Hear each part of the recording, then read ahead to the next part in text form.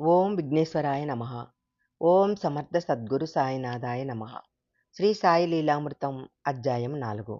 భక్త సులభుడు. భక్తులకు ఇహపర శ్రేయస్సు చేకూర్చడానికే వచ్చానని బాబా చెప్పేవారు. ఐహికమైన కోరికలతో బాబాను దర్శించరాదని చెప్తున్న భక్తులతో అలా చెప్పవద్దు. నా వద్దకు అందరూ మొదట అలానే వస్తారు.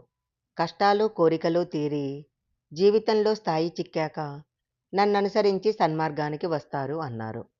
అందుకే సాయి భక్త సులభుడు.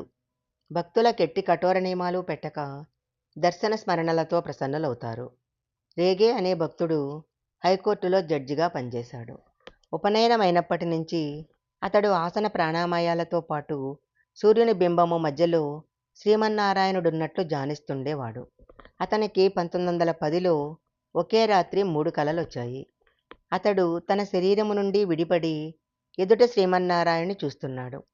ఈసారి శ్రీమన్నారాయణుడు తన పక్కనున్న ఒక వ్యక్తిని చూపి, ఈ షిరిడీ సాయి నీవాడు, ఆయనను ఆశ్రయించు అన్నారు. అతడు గాలిలో తేలి ఒక గ్రామం చేరాడు. ఒక వ్యక్తి కనిపించి అది షిరిడీ అని చెప్పి అతనిని ఒక మసీదుకు తీసుకెళ్లాడు. అక్కడ సాయి కాళ్ళు జాపుకొని కూర్చొని ఉన్నారు. అతడు నమస్కరించగానే లేచి అతనిని కౌగిలించుకొని, నువ్వు నా దర్శనానికి వచ్చావా?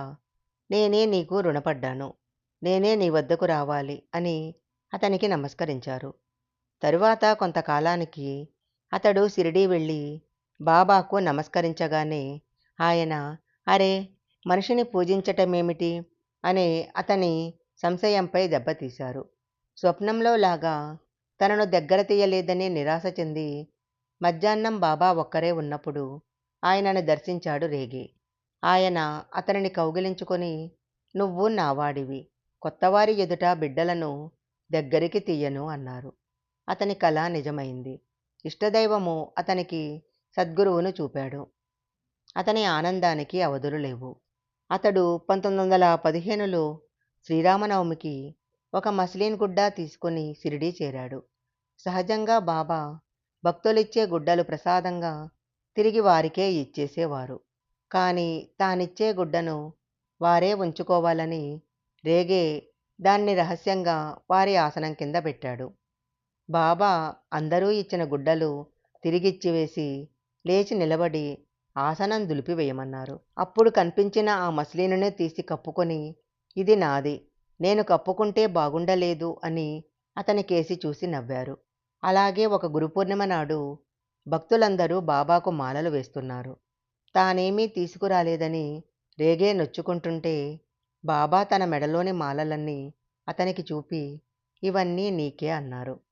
ఒకనాడు మధ్యాహ్నము రేగేను మసీదుకు పిలిపించి, బాబా ప్రేమగా, నా ఖజానా తాళం చెవి నీ చేతిలో పెట్టాను, నీకేం కావాలో కోరుకో ఇస్తాను అన్నారు.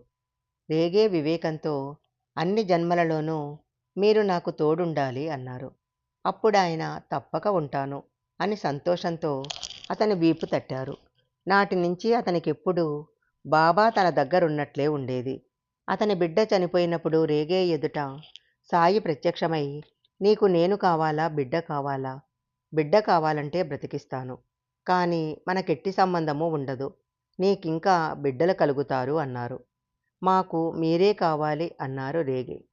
అయితే దుఃఖించకు అని చెప్పి బాబా అదృశ్యమయ్యారు.